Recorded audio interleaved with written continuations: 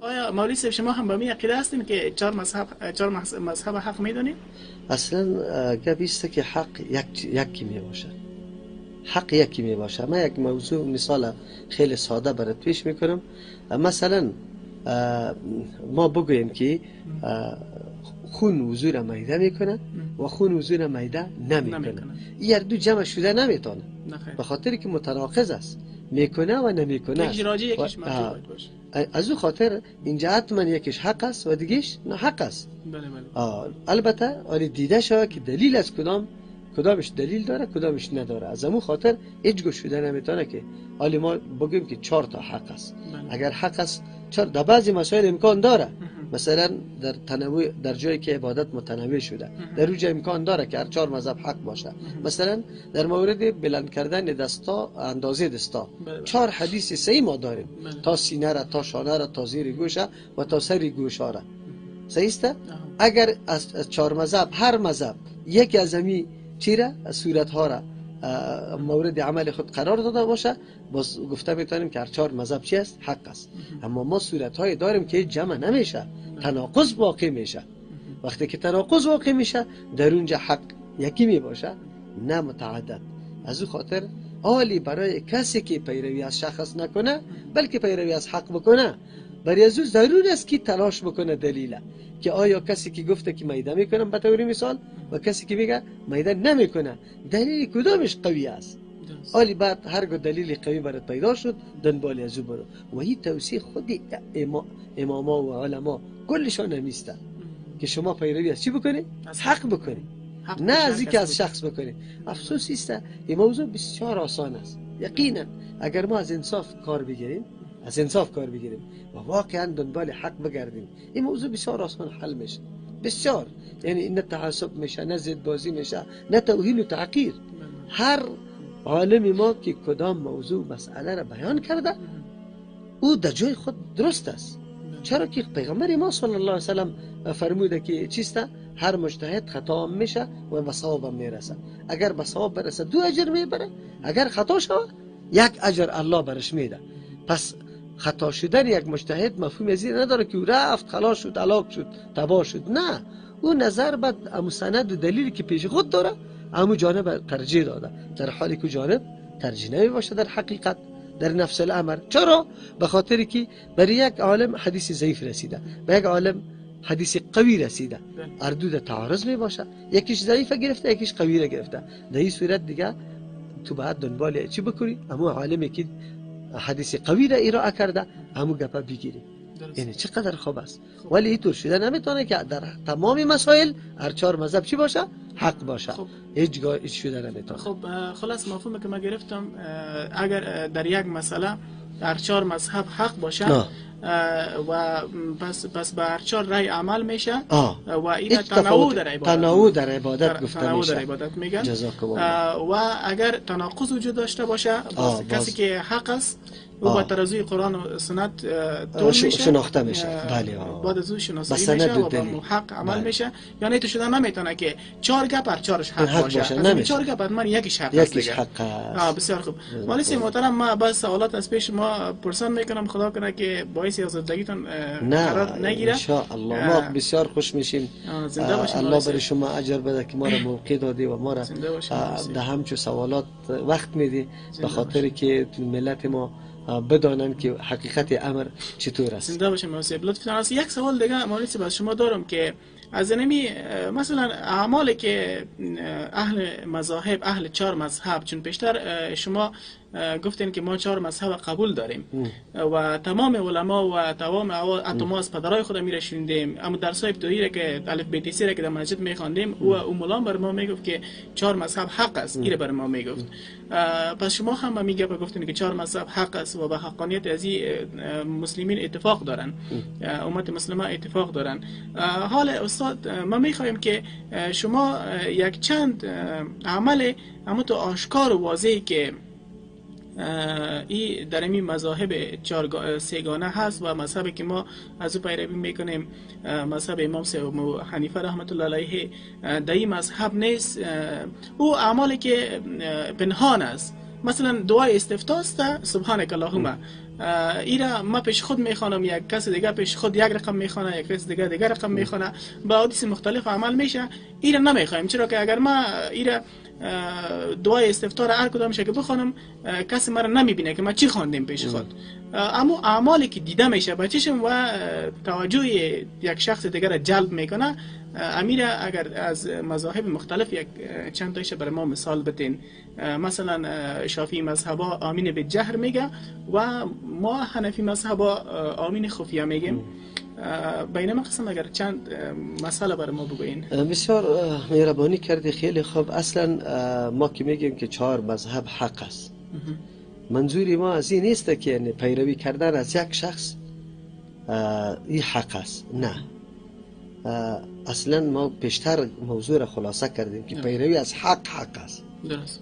چیزی که حق باشه، سند دلیل داشته باشه، بعد از او پیروی شه. درست.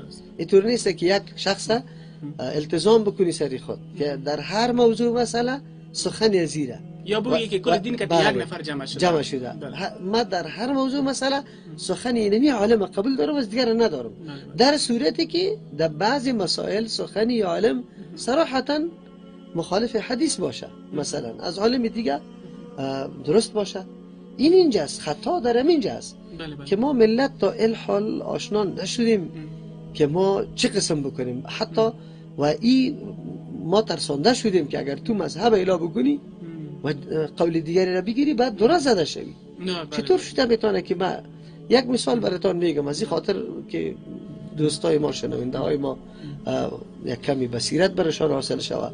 به طور مثال میگیم، دور نمیریم، او این موضوع بسیار مهم موضوع هم است. حتی در وقت شناختن فرض است. از همون خاطر عقیده کلی مردم است که در وقت نماز نخوانی نمازت نمیشه. مثلا اگر دیگر در وقت پیشین بخوانی نماز نمیشه. چقدر خوب. امام ابو حنیفه رحمه الله نظرش است که آخری وقت پیشین بعد از اینکه سایه هر شی دوچند شود غیر از سایه اصلی که در وقت زوال است، این سایه نه، بر علاوه از این هر شی سایش دوچند شود پیشین بیرون میشه، خارج میشه و دیگر داخل میشه. خب لیکن در دیگه مذاهب هم نمیریم، در داخل مذهب امام ابو یوسف و امام محمد رحمهم الله شاگردای اول نمره امام صاحب است و قائل به است که نه، اولی آخری وقت پیشین هرگاه سایه یک شی یک چند شود غیر از سایه اصلی پیشین خلاص میشه و دیگر داخل میشه. پس به طور مثال در این روزها تقریبا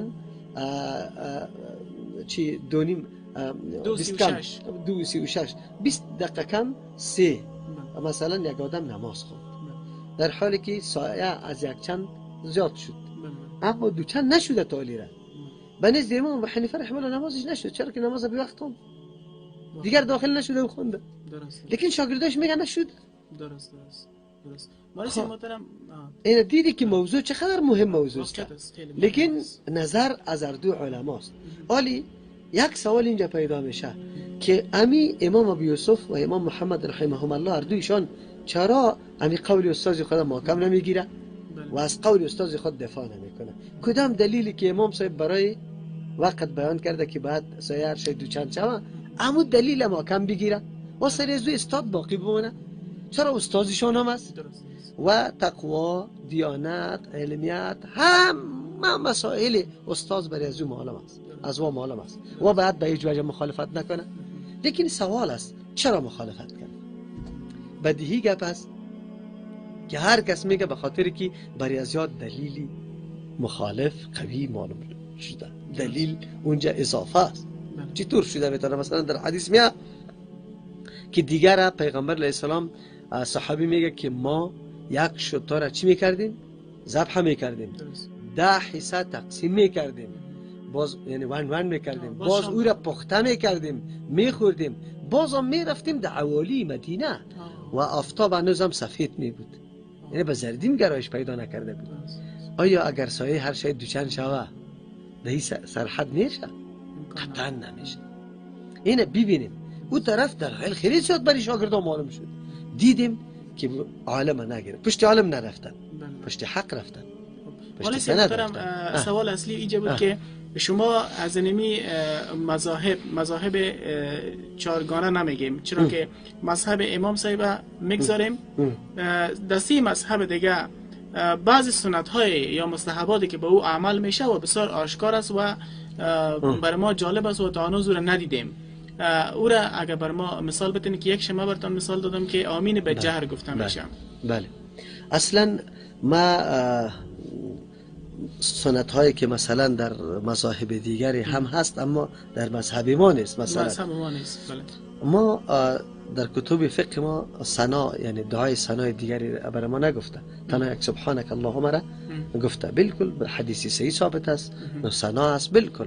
اما پابندی و التزام کردن هم یک دعا ای را لازم دانستن که یک دعا خوانده شد اینا آمده. نه این عملی هست که دیده نمیشه، یک عملی که یک عملی که دیده شود. خیلی خوب. بله عملی که دیده شود مثلا رفع الیدین است. درست. آدم که در رکوع میره بعد دستا را بالا کنه و بعد از اینکه از رکوع بالا میشه. در کدام مذهب است این مولی؟ این در سه مذهب دیگری است. البته در یک قول امام مالک رحمه الله هم نیست، اما دیگه کلیشون قائل یعنی شافعی مذهب، بله. حنبلی مذهب و مالکی مذهب اونا رفع یدین میکنن. بله ما رفع یدین خب مولوی صاحب سوال دیگه است، وقتی که ایجا یک کسی رفع یدین میکنه چرا برازی گفته چرا از سوال نمیشه که برادر محترم آیا تو شافعی استی، آیا تو مالکی استی، آیا تو حنبلی استی، که مستقیما برازو القاب دیگه داده میشه، مثلا برازو گفته میشه تو وهابی استی، تو کافر هستی، این چی عملی بود که تو انجام دادی؟